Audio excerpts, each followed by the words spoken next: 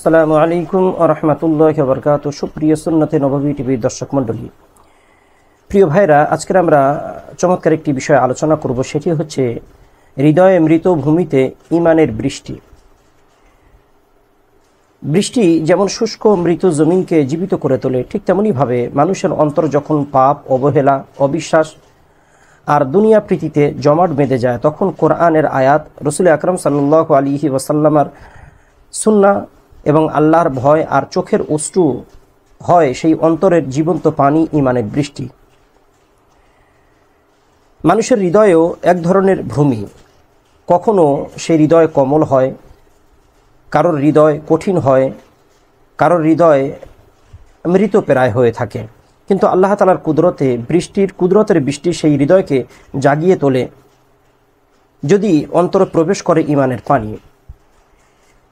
এই মর্মে মহান আল্লাহ তাআলা কোরআনের মধ্যে আল্লাহ তাআলা বলেন, ওয়াতারাল আরদা হামিদাতান ফাইদা আনজালনা আলাইহাল মা আহতাযাত ওয়া রাবাত ওয়া আনবাতাত মিন কুল্লি যাওজিন বাহিজ।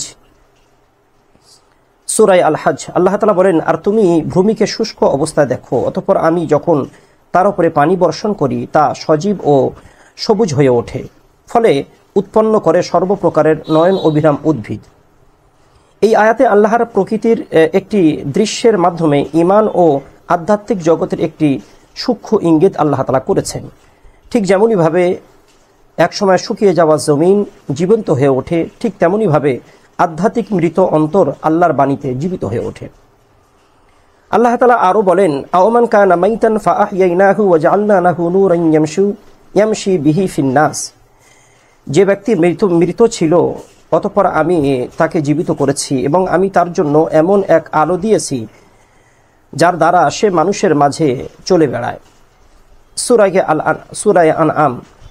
মুফাসসিরিন কিরামগণ বলেন, এখানে মৃত মানে হচ্ছে অন্তরের ঈমানহীনতা, আর জীবিত করা মানে হচ্ছে হেদায়েতের আলো দ্বারা মানুষকে পূর্ণ জাগরণ করা। এই মর্মে আল্লাহ তাআলা আরো বলেন, আল্লাহু নাযালা আহসানাল হাদিসি কিতাবাম মুতাশাবিহান মাসানিয়া তাকশাইরু মিনহু জুলুদুল লাযিনা ইয়াখশাউনা রাব্বাহুম সুম্মা তালিনু জুলুদুহুম ওয়া কুলুবুহুম ইলা যিকরিল্লাহ। আল্লাহ সর্বশ্রেষ্ঠ বাণী অবতীর্ণ করেছেন, যারা তাদের রবকে ভয় করে তাদের দেহে শিহরিত হয়ে ওঠে আর তাদের চামড়া ও হৃদয় আল্লাহ তাআলার স্মরণে কোমল হয়ে যায়। সূরা আজ-জুমর। এটি একরকম আধ্যাত্মিক বর্ষা। কোরআনের আয়াত শুনে যে অন্তর নরম হয়ে যায়, এর দ্বারা বোঝায় বৃষ্টিতে মৃত ভূমি জীবন্ত হওয়ার মতো এবং অন্তরের জীবন চলে আসে। রাসূল আকরাম সাল্লাল্লাহু আলাইহি ওয়াসাল্লাম এই মর্মে বলেন, আলা ওয়া ইন্না ফিল জাসাতি মুযাগাদাতান আলা ওয়া হিয়াল কলব। জেনে রাখো, মানুষের দেহের মধ্যে এমন একটা গোশতের টুকরা আছে, যদি সেই গোশতের টুকরাটা যদি ভালো থাকে তাহলে গোটা দেহটা ভালো থাকে। রাসূলুল্লাহ বলেন, আর ওই রকম একটা গোশতের টুকরা আছে, যদি সেটি নষ্ট হয়ে যায় তাহলে গোটা দেহটা সেটি নষ্ট হয়ে যায়। আর সেই জিনিসটা অন্য কিছু নয়, আলা ওয়া হিয়াল কলব, সেটা হচ্ছে হৃদয়, সেটা হচ্ছে মন, আর সেটা হচ্ছে আমাদের নফস, আমাদের হৃদয়। রাসূলুল্লাহ সাল্লাল্লাহু আলাইহি ওয়াসাল্লাম বলেন, এটি সহিহ বুখারী এবং মুসলিম শরীফের হাদিস। যদি হৃদয় জীবন্ত না থাকে তাহলে সে মানুষ শুধু শারীরিকভাবে জীবিত নয়, আধ্যাত্মিকভাবে সে মৃত্যু। ঈমানের বৃষ্টি কিভাবে হৃদয়ে আসে? নাম্বার 1, তওবা ইস্তেগফারের মাধ্যমে পাপ থেকে ফিরে আসে। নাম্বার 2, কোরআন তেলাওয়াতের মাধ্যমে আল্লাহর বাণী অন্তরে প্রবেশ করানো। নাম্বার 3, আল্লাহর ভয় তাকওয়া দ্বারা অন্তরকে আল্লাহর স্মরণ সৃষ্টি করা।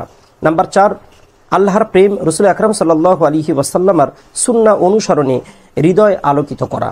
নাম্বার 5, নম্রতা ও কান্না, চোখের অশ্রু হৃদয়কে নরম করে তোলে।